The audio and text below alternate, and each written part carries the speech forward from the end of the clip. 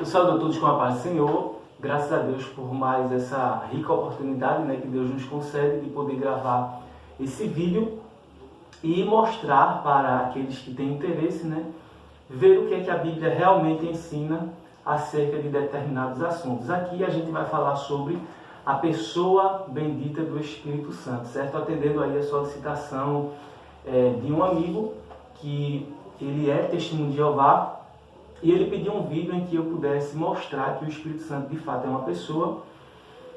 Pena que ele não pôde se identificar, o canal dele não tem foto e etc, porque os testemunhos de Jeová são proibidos de analisar ou pesquisar qualquer informação teológica fora da organização, certo? E a gente, de certa forma, entende por quê, A verdade, ela sempre prevalece contra a mentira, e a Bíblia diz que a gente deve examinar tudo e reter o bem. Então, a organização não ensina como a Bíblia está ensinando, que a gente deve examinar tudo e reter apenas o bem. Ela ensina que a gente deve examinar só o que ela ensina e pronto, e acabou, e nada mais do que isso, certo?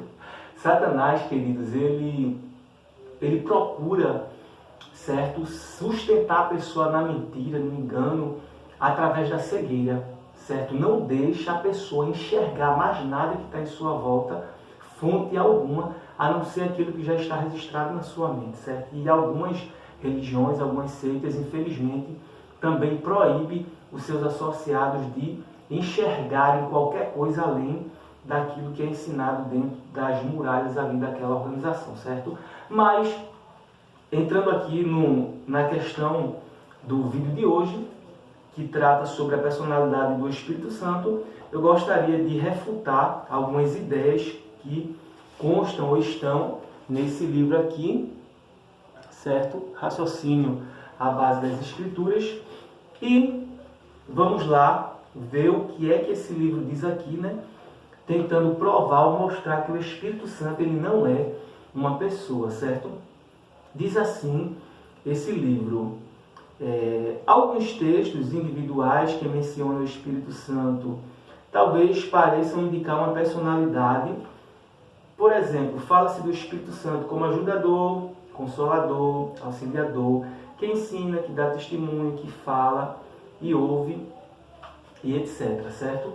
Aí continua dizendo aqui, mas outros textos também dizem que pessoas ficaram cheias de Espírito Santo. Eu vou ler por etapa, porque toda vez que eu chegar no lugar que eu quiser refutar, eu vou ter que parar, certo? O primeiro argumento utilizado aqui pela organização para provar que o Espírito Santo é uma pessoa é o fato de a Bíblia dizer que pessoas foram cheias do Espírito Santo, certo?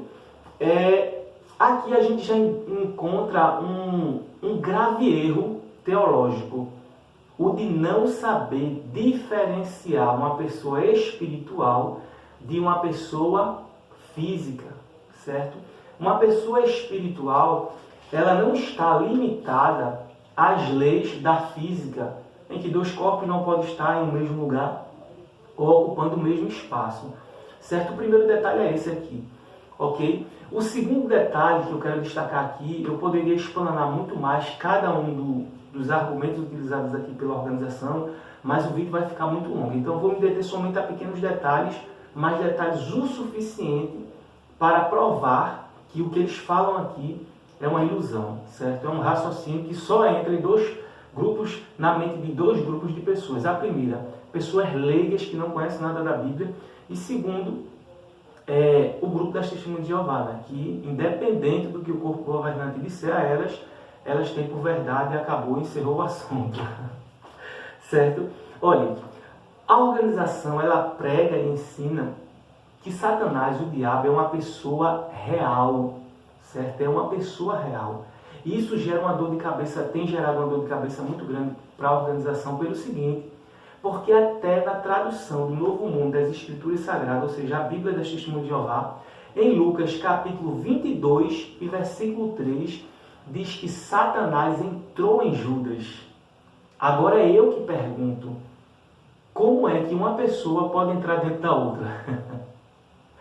Então, queridos, a gente observa através desse versículo aqui que personalidade não significa corporidade, certo? Corporalidade, aliás, né? Corporalidade, ou seja, ter um corpo. O fato de uma pessoa espiritual ser uma pessoa não significa que ela tem que ter um corpo de toda forma, não, certo? A gente observa em João, capítulo 4, versículo 4, que diz que Deus ele é Espírito, assim como o Espírito Santo. Deus ele é Espírito, todavia ele não tem um corpo. É por isso que ele pode entrar no ser humano, certo? Ele pode sair, ele pode passar pelas paredes de um ambiente fechado, certo? Porque ele é um ser espiritual.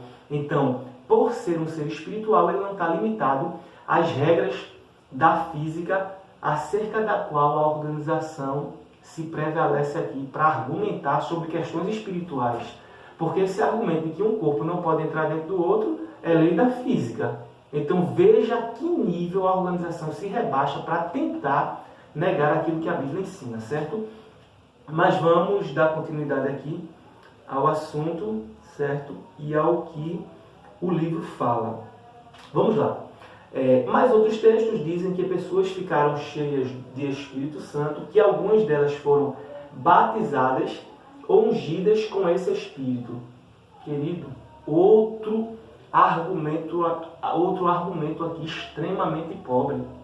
Querido, o fato de a gente ser batizado com o Espírito Santo não nega em momento algum a personalidade ou a pessoa bendita do Espírito Santo, por vários motivos. Eu vou citar pelo menos dois aqui. Quando a gente é batizado nas águas, a gente imerge nas águas, a gente entra nas águas, certo? Fica envolvidos por ela.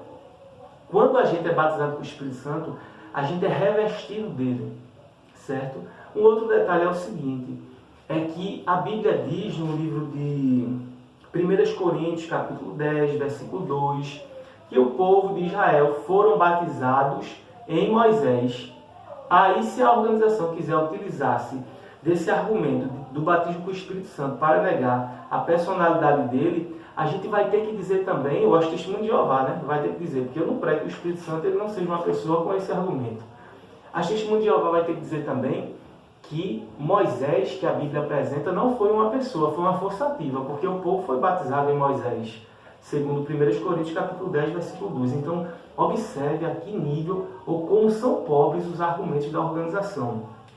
Uma outra questão é a seguinte, é que essa questão de ungir, essa questão de ser batizado, essa questão do Espírito Santo ser comparado à água e tal, é uma prova de que o Espírito Santo não é uma pessoa, cai por terra pelo simples fato de que em diversas passagens da Bíblia, a gente vê a Bíblia comparando Jesus à água, a pão, a coisas que não têm personalidade, que não é uma pessoa, mas nem por isso Jesus ele deixou de ser uma pessoa real e verdadeira, certo? Então esse argumento aí eu não vou nem me deter tanto nele para que a gente não perca tempo e o vídeo se torne rápido, certo?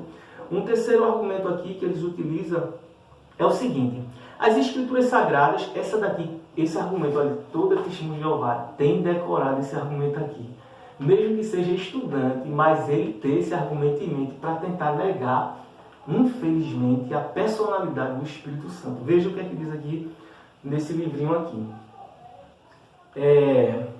As Escrituras Sagradas nos dão o nome do Pai, nome pessoal do Pai, Jeová. Elas nos informam que o Espírito Santo, elas nos informam que o Filho é Jesus Cristo. Mas em parte alguma das Escrituras se dá um nome pessoal ao Espírito Santo.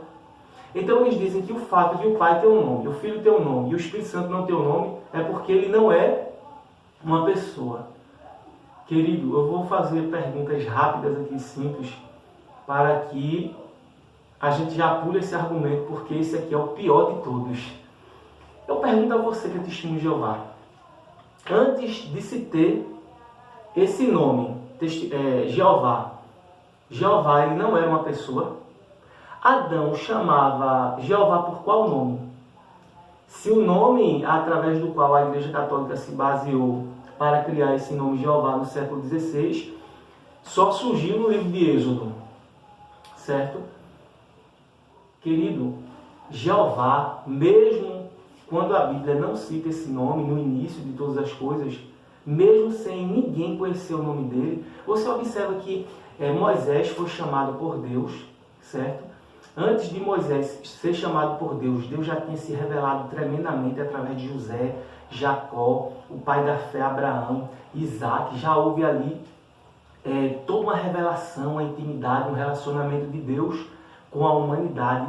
Mas quando chegou na época de Moisés, certo? Que Moisés, Deus se identificou, olha, eu sou o Deus de Abraão, teu pai, de Isaac, de Jacó. Aí Moisés disse assim, sim, tudo bem, mas quando eu for lá, eu vou dizer qual é o teu nome, qual é o nome que eu vou dizer, qual Deus, como é que eu vou te identificar, Deus, qual é teu nome? Então observe que já havia uma história de relacionamento entre Deus e os homens, mas ninguém conhecia o nome de Deus, inclusive Moisés não conhecia. Aí por conta disso eu vou dizer que Jeová, ele não era uma pessoa porque não tinha nome naquela época, pelo amor de Deus, certo? A pessoa ela não é criada pelo nome, mas o nome é criado por conta da pessoa. Eu vou dizer a você, por exemplo, o planeta Júpiter.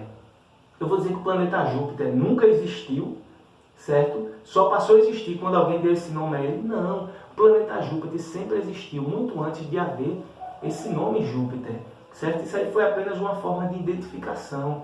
Então a gente observa com isso aqui, querido, que é argumento que só engana quem é leigo.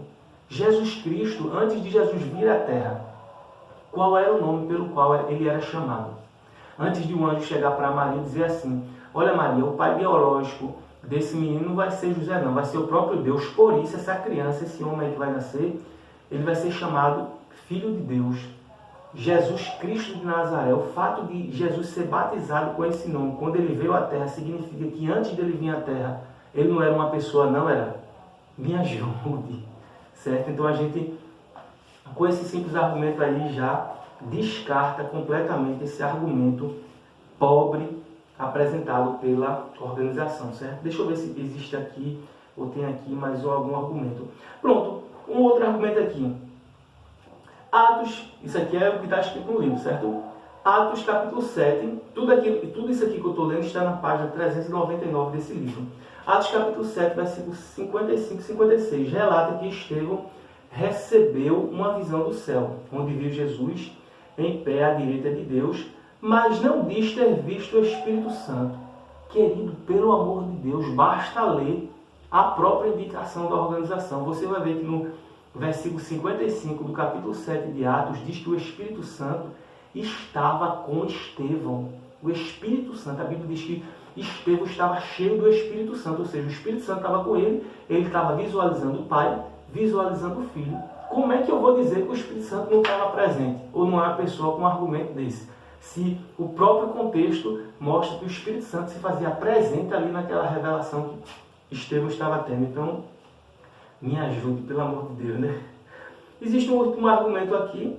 Se você tiver acesso a esse livro, se você for Testemunho de Jeová, você vai ver em que esse Testemunho de Jeová se apega, certo, a uma enciclopédia católica, argumentos católicos, para provar que o Espírito Santo não é uma pessoa. Mas isso aqui eu nem vou refutar, né? Porque eu não considero o que teólogo de tal religião disse, ou do romanismo disse, como a Testemunho de Jeová considera aqui. Eu considero o que a Bíblia diz, certo? Para encerrar esse vídeo aqui, e eu gostaria de mostrar a vocês alguns versículos, alguns textos em que prova.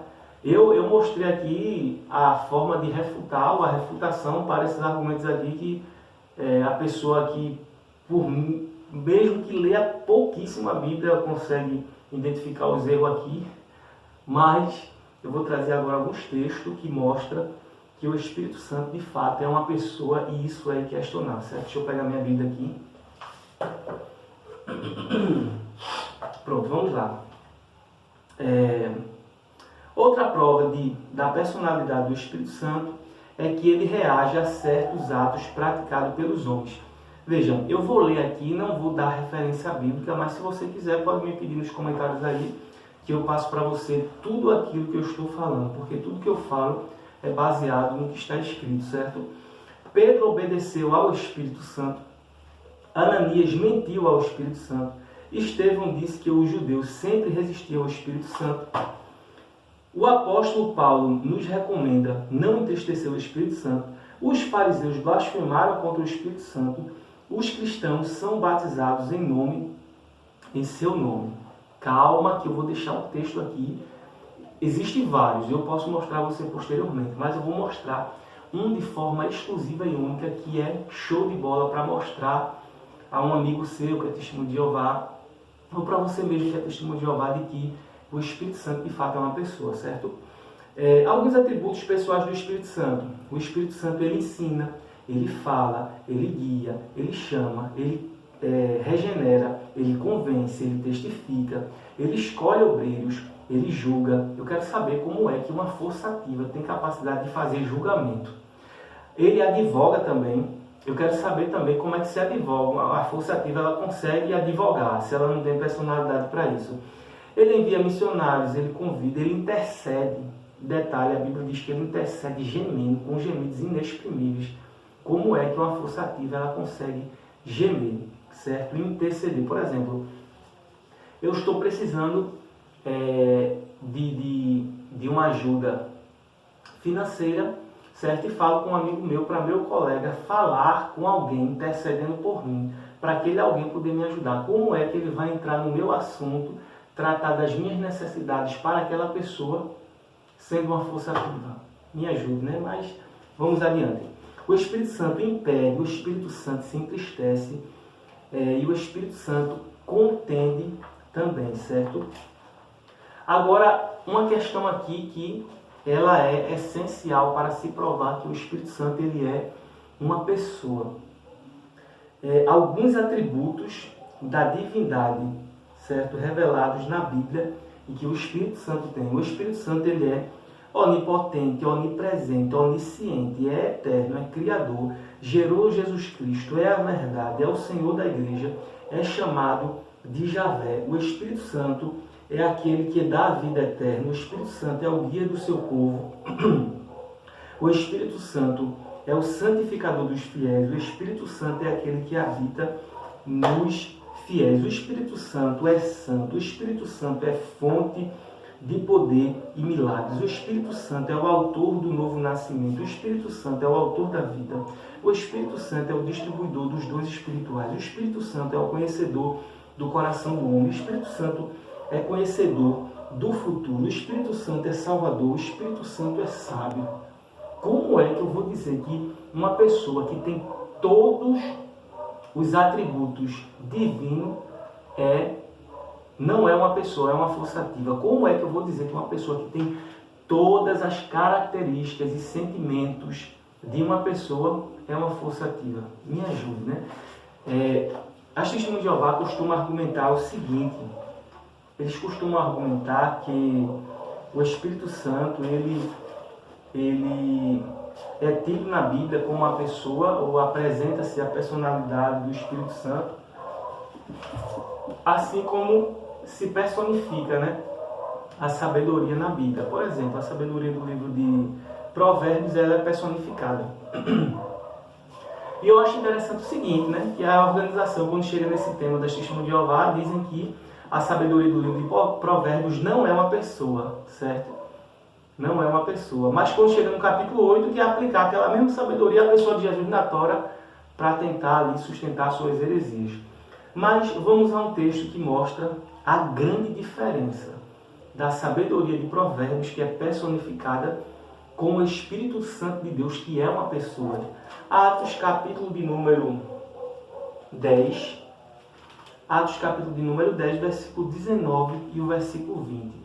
Preste atenção agora no que eu vou ler e nas informações que eu vou lhe passar para que você entenda onde eu quero chegar. E pensando Pedro naquela visão, disse-lhe o Espírito: eis que 3 varões te buscam. Levanta-te, pois, e desce, e vai com eles, não duvidando, porque eu os enviei. Isso aqui é uma conversa que o Espírito Santo ele teve com Pedro. Observe que a sabedoria personificada, descrita por Salomão, ela é uma sabedoria que se aplica a todas as gerações, a toda geração e a todas as pessoas. Por exemplo, não se envolver com mulher prostituta, certo? É um conselho que se aplica a todas as gerações, é uma sabedoria personificada no livro que se aplica a qualquer geração, certo? A questão das más amizades, a questão da cobiça e outras coisas mais, a sabedoria personificada no livro de Provérbios se aplica a todas as pessoas. Mas quando a gente chega aqui no Espírito Santo, tendo essa conversa aqui com Pedro, tenta pegar essa conversa aqui que o Espírito Santo teve com Pedro e aplica aí a tua vida. Certo? A sabedoria de Provérbios tu pode aplicar e você vai se dar bem, certo? Porque aquilo ali não é uma pessoa, era uma sabedoria personificada, certo? Mas aqui o Espírito Santo diz assim: olha, eis que 3 varões te buscam. Tu que está assistindo o vídeo, dá uma pausa nele aí, vai lá na porta para ver se tem 3 varões te buscando lá, batendo na tua porta querendo entrar. Aí ele diz mais aqui, ó, levanta-te. Eu não sei nem se tu está em pé ou se está sentado, mas ele diz aqui: levanta-te, pois, e desce, e vai com eles, não duvidando. Pega essa palavra daqui e aplica aí, a você agora, e veja se tem lógica. Não tem lógica. Essas informações aqui, só uma pessoa real poderia dar para Pedro. Observe o seguinte, que Pedro ele teve uma revelação durante a noite, o Espírito Santo estava presente lá. Nessa revelação, por que eu digo que ele estava presente? Porque nessa revelação, desce do céu como que um lençol, sobre ele existiam animais impuros que os judeus não costumavam comer. Aí uma voz disse a Pedro que ele deveria matar e comer, só que ele duvidou, certo, da veracidade ali daquela orientação e não quis matar e comer. Aí quando ele acorda, ele já estava acordado, essa revelação ele estava dormindo, quando essa revelação aí ele não estava acordado fisicamente, digamos assim. Quando ele está acordado e pensando consigo, o Espírito Santo diz a ele que tem 3 varões procurando ele deveria se levantar e descer com aqueles varões e não duvidando. Ou seja, o Espírito Santo estava dizendo assim para ele: eu vi quando na revelação tu duvidasse, eu vi quando durante a revelação tu não quisesse fazer o que se foi determinado, mas agora não duvide de novo não, querido. Com a força ativa pode sondar todas essas coisas e orientar ele, orientar ele e trazer ordens e determinações para ele, como nesse texto aqui que a gente leu. Você consegue perceber a diferença da sabedoria de Provérbios, certo, personificada, com a sabedoria ou com o Espírito Santo, que é uma pessoa no Novo Testamento? A conversa que o Espírito Santo tem não é um conselho que se aplica a todas as pessoas, como houve no livro de Provérbios, não. É uma revelação divina exclusiva para aquela pessoa. Olha, eu estou falando com você. É você, Pedro, que tem que fazer isso. Certo? Que Deus nos abençoe, que Deus nos guarde, que Deus nos ajude e que ajude as testemunhas de Jeová também. Porque a Bíblia diz que aquele que pecar contra o Espírito Santo, aliás, contra o Filho, contra o Pai, ele vai ter perdão. Mas contra o Espírito Santo não tem como, até porque atualmente o ministério é do Espírito Santo. Então, se você não aceitar as verdades bíblicas acerca dele, você pode estar colocando em xeque a sua salvação, meu amigo. Certo? Existem também alguns outros argumentos utilizados pelas testemunhas de Jeová que a gente não vai aqui desmiuçar ou refutar, para que o vídeo não se torne mais longo, mas reflita, medite. O Espírito Santo, ele é aquele que fala aos nossos corações, certo? Mas é aquele também que conversa, que intercede, que advoga, que julga. Jesus, ele te ama e tem um plano na tua vida. Que Deus abençoe em nome de Jesus.